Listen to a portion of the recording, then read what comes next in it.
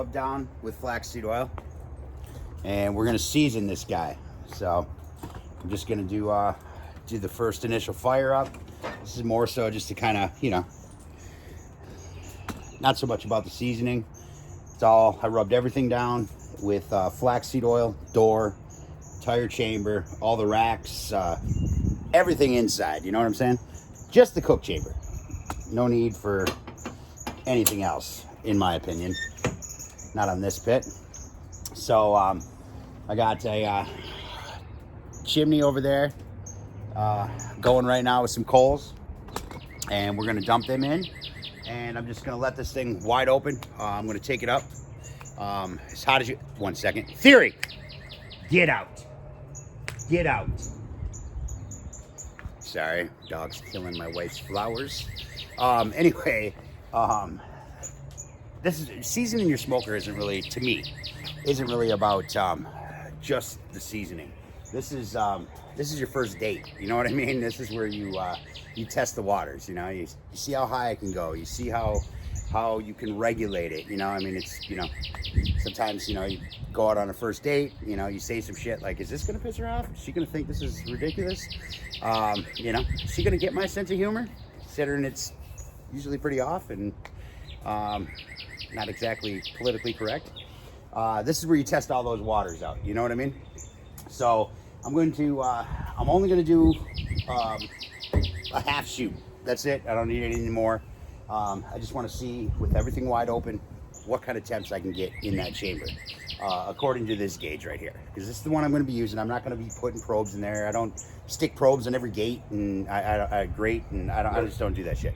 So I got one right there, dead center. It's a tell true. They're indigenous to their name. They tell you the truth, man, in my opinion. So we're gonna get this thing up. I'm gonna open the ball valve wide open. Stack's gonna be wide open, and I'm gonna see where she can go. And then I'm gonna regulate it back down after it burns for a little bit. Then I'm gonna regulate it back down and get a feel for the adjustments. Get a feel for how she responds, you know, through the ball valve, things like that. So that's what we're gonna do. So let's get some fire in it. All right, I was thinking about building this in, kind of raising it up a little bit, but I'm 5'7", and I don't know about dumping charcoal in here if I raised it up any more. So we're gonna see how it all works out.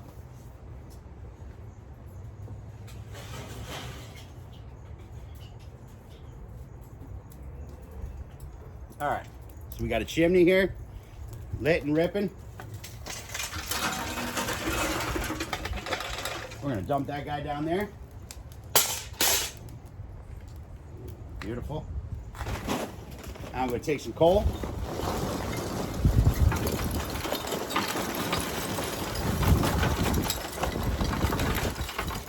Like so. I'm gonna open our ball valve here all the way, get some airflow in there, and I am going to open the cap all the way. So we have full airflow going. Now we want to make sure that this is sealed shut so we don't have everything burn up. You know, we want it just to burn at the bottom of the unit, you know, and as that stuff burns, new stuff keeps going down, you know. Gravity. I'm going to seal this guy up. I got our ball valve full throttle, and I got our cap open. So I'm going to let that roll. Like I said, I'm going to see how hot I can get her, and then I'll practice on the dialing. So we'll be back. All right, so I know the coals are burning. I decided I'm going to toss a chunk of oak down in here. I want to get a feel of how that's all going to work out, like how much, things like that, and see what kind of smoke I get rolling. Plus, hey, can't beat seasoning with oak, you know what I'm saying? So sorry, no tripod. I'm just a quick little note. Got her heating up. I've been just messing with things, but I noticed that I forgot to seal one of my bins. Some of the coal I put in there was actually wet. Anyway, it was a whole thing. But one thing that I was skeptical of is how well the dropping ambers are gonna get my wood smoking. You know what I mean? So I just did a quick peek. Check it out. Ready? Look at that. She got that thing fully lit, ready to go. Pretty excited to see that. That was one of my one things that I was just like, seriously, what is sorry, I'm trying to close this one-handed. What are those drop-in hammers? How are them things really gonna light my wood? You know what I mean? Because I'm not gonna be using chunks. I have tons of oak, so I'll probably just build a little storage area out here and just take them from my rack in the garage and cut them into half logs. So that's probably what I'm going to be using in that thing. So that's why I threw something like that in there, just to kind of see. But it's nice to see that she's actually full out burning in there. So we're cooking with oak, boys and girls. So, all right, that's it. I'll be back. All right, guys. So it's been, oh man, close to 3 hours, something like that. And she got up to 450 wide open, which actually I didn't think it was going to get there, man. I was quite surprised to see that she actually ramped up to 450 degrees. So I've been letting her go, just making sure everything just burns in there real good. Now I'm going to start throttling it down, see how I can get her balanced. You know, I'm going to just start using the ball valve. But right now it is just holding steady, man. I mean, you got to figure that's only a half chamber, 3 hours burning like that. I'm actually pretty impressed. She's still smoking, nice blue smoke. I don't know, man. I'm pretty excited about it. So I'm going to start dialing down the ball valve now. And like I said, I'm going to take her to 250. And I'm just going to let it ride out. And I want to see, that way I know when I'm doing cooks, I don't have to always just fill the chute up. You know what I'm saying? I like to know what I'm burning. I like to know everything, you know? Like my trend killer, I knew exactly how many logs it was going to take me to do something, you know? And so we're just getting to know each other here a little bit. But I'm going to start messing with that. I just figured I'd pop on. It was actually, like I said, I was pretty surprised. Again, this is with lump coal, not the briquettes. Because I wasn't sure about how the lump was going to roll in this thing, I did do some searching, and I know B&B, which I'm a huge fan of.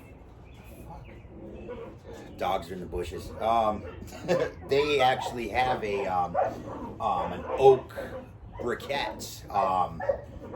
No chemicals, no binding agents, none of that shit. You know what I mean? So I figured if I did have to use them, at least I got something that I'm confident with throwing at my food. You know what I'm saying? But I'm going to start playing with this thing now, get to know it, and I'll be back. I'll make sure I update. Stay out of the bush. Don't fight. I forgot one more thing. Check this out. That is at 450 degrees. I can have my hand on this thing with no problems at all, man. That's pretty impressive. So this side is definitely a little bit warmer than the actual chamber, but you know, there's a fire concentrated in there, so that's understandable. But all right, that's it.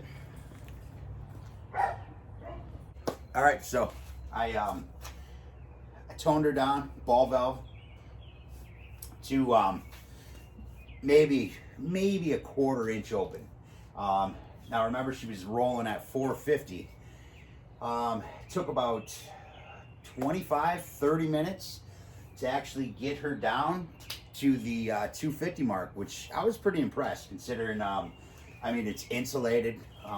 There's no leaking at all. I'd like to point that out as well. I mean, nothing was leaking. The only place smoke was coming out was the stack. That's awesome.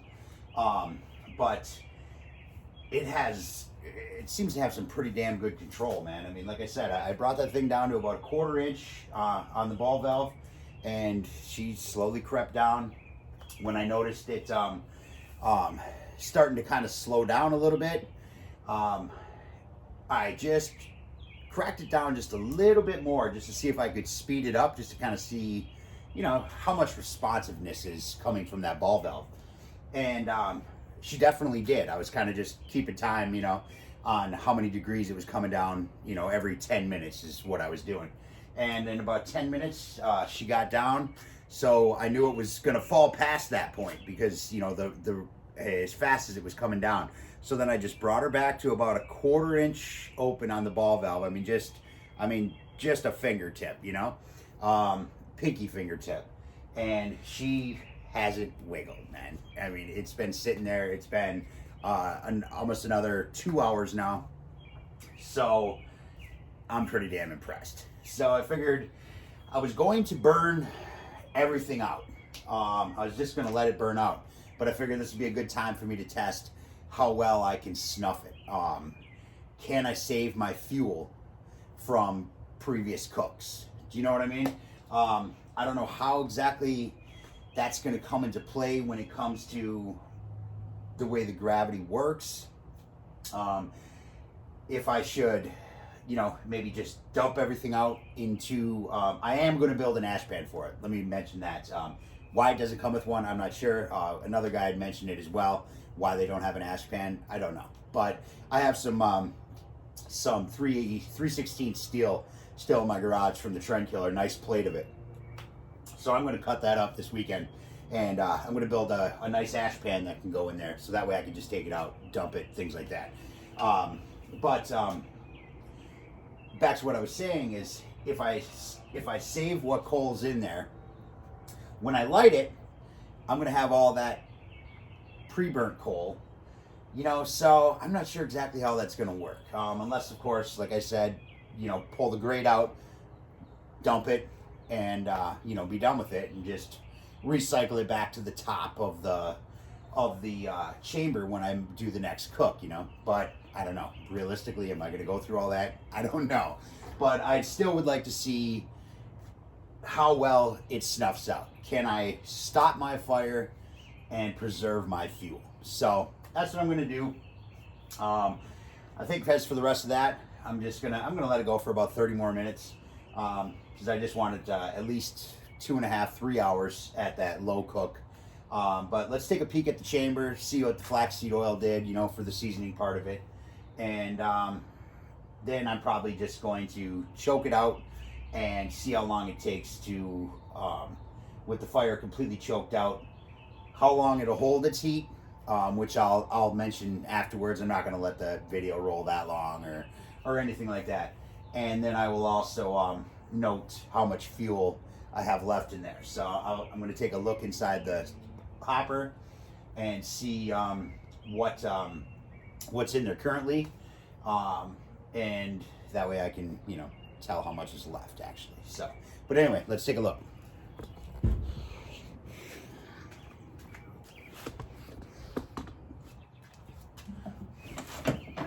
Again, so nice and it's just cool to the, I mean, not cool, it's warm, but